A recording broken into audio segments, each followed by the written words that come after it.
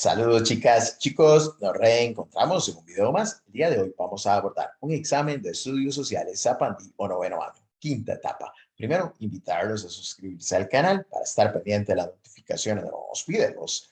Y vamos a iniciar, vamos con la pregunta 45. Lea el siguiente texto. La campaña de 1856-1857, recuerden que estamos hablando de la campaña nacional contra los filibusteros, es considerada la gesta patriótica más importante registrada en la historia costarricense después de lograr la independencia de España. Su objetivo principal fue la expulsión de los filibusteros de los territorios centroamericanos. A partir del texto anterior se puede reconocer que la campaña nacional ha sido de importancia porque las tropas costarricenses rechazaron la invasión francesa que tenía fines esclavistas en Centroamérica. Bueno, recuerden que los filibusteros no eran franceses necesariamente, entonces no corresponde. Opción B, Costa Rica se anexó todos los territorios donde hubo batallas para dicha campaña. Tampoco. Recuerden que hubo batallas en Santa Rosa, que era territorio costarricense, pero hubo batallas en Rivas, ciudad de Nicaragua, y Costa Rica no se anexó Rivas. Entonces se descarta la opción B. ¿Se defendió la libertad y la soberanía nacional? Sí, esa es su importancia. Se mejoraron las relaciones diplomáticas con el resto de Centroamérica, lo que influyó en su crecimiento comercial.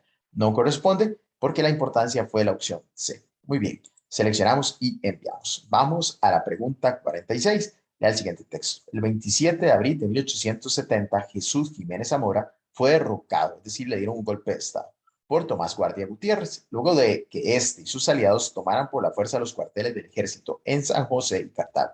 Este golpe se recuerda con el sobrenombre de golpe de las carretas, porque Guardia y sus allegados ingresaron al cuartel de artillería de San José ocultos en un par de carretas cubiertas de yute. El gobierno regalló al presidente provisional Bruno Carranza, quien luego renunció y el Congreso le entregó el poder a Guardia en agosto de 1870, quien lo asumiría por varios años. A partir del texto anterior se puede reflexionar sobre, vean que se habla del papel de los militares. En esta época los militares tuvieron un papel protagónico porque asumieron el gobierno, el control del gobierno, además apoyados o financiados por los grupos oligárquicos costarricenses, por los grupos que estaban ligados a la exportación de café, por ejemplo. Se puede reflexionar sobre la destrucción total del cuartel de artillería que provocó 500.000 de pérdidas humanas. No, no corresponde y no aplica. La toma del poder empleando a los militares como herramienta política, sí, es lo que explicaba y lo que se escribe en el texto. La muerte de Bruno Carranza a manos del ejército sublevado, tampoco. El conflicto entre San José y Cartago por el asiento de la capital, tampoco. El conflicto entre Cartago y San José por el asiento de la capital fue la guerra de Chomogo, la guerra de la Liga, también en un momento determinado, pero no corresponde a este momento histórico, sino a 1823, 1835 y no a este momento histórico de 1870. Entonces la opción B, la correcta, seleccionamos y enviamos. Recuerden que si ustedes están preparando para el examen de estudios sociales o también de educación cívica Zapandí noveno año, en el canal tenemos disponible un resumen en PDF a la venta que incluye todos los temas para el examen.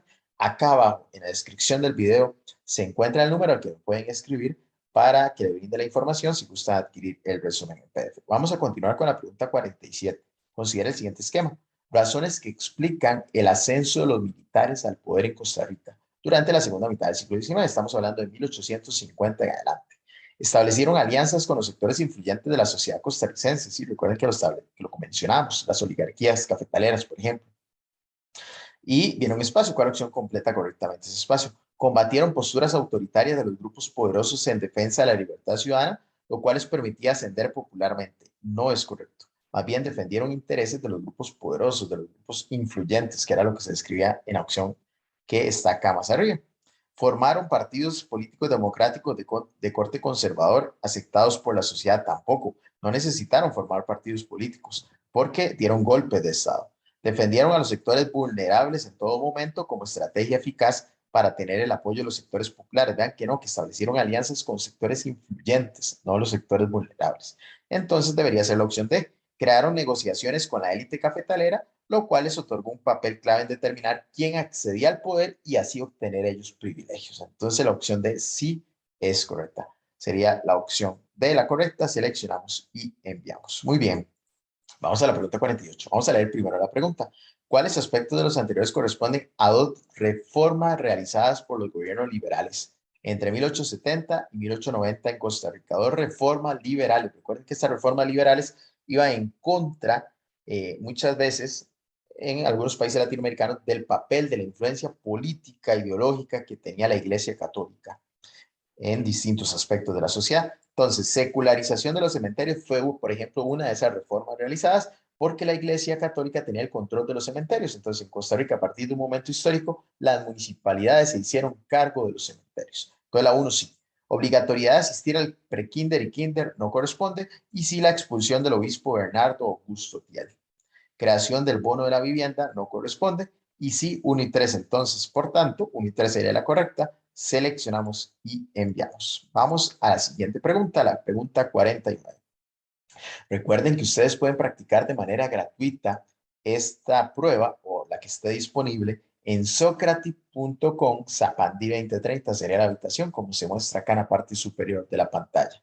Pregunta 49. Como parte de las reformas liberales desarrolladas entre 1870 y 1890, se aprobaron una serie de normativas que posibilitaron dotar de legitimidad y legalidad al Estado costarricense. En la actualidad tiene influencia ya que las actuales normativas legales le reconocen al Estado actuar de manera arbitraria con el fin de unificar un sistema jurídico nacional. Bueno, acá esto de manera arbitraria en la actualidad no tiene influencia. Recordemos que se destaca el papel democrático del país y sobre todo de respetar los derechos humanos y no de manera arbitraria. La opción A no.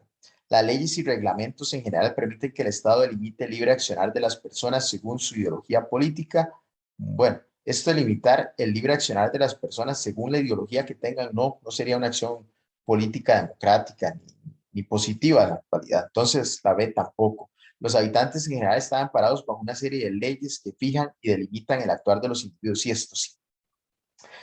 Y la población actual puede actuar bajo los principios del fundamentalismo radical, ¿no? Recordemos que el fundamentalismo es una práctica ideológica que se basa en seguir textos sagrados y seguirlos en la práctica como dice literal el texto. Entonces, esto no es positivo para la democracia, para la sociedad actual.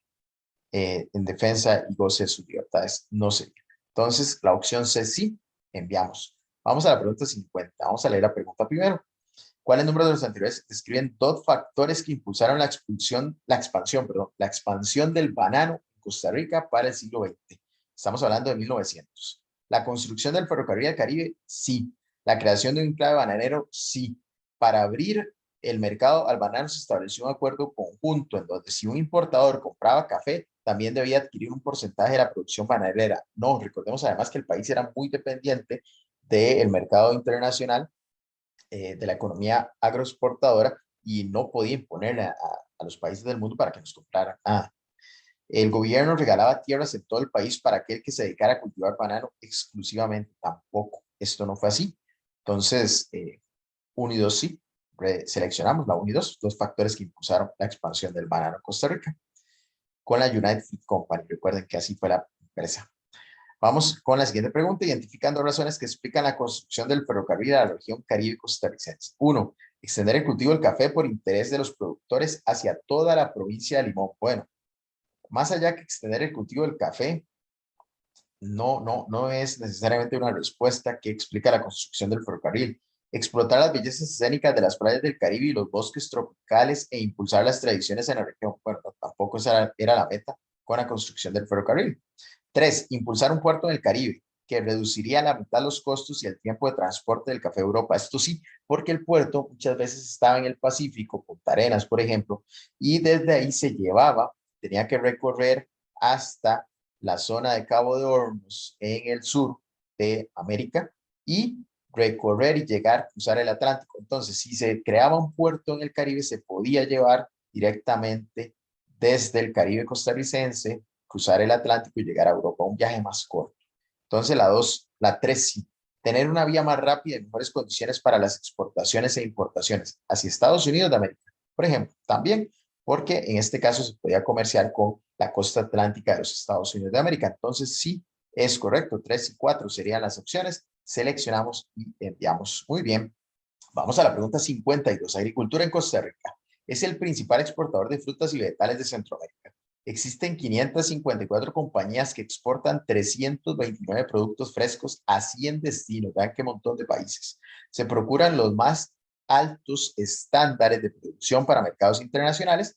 Las exportaciones de productos agrícolas conforman el 8% del Producto Interno Bruto del país.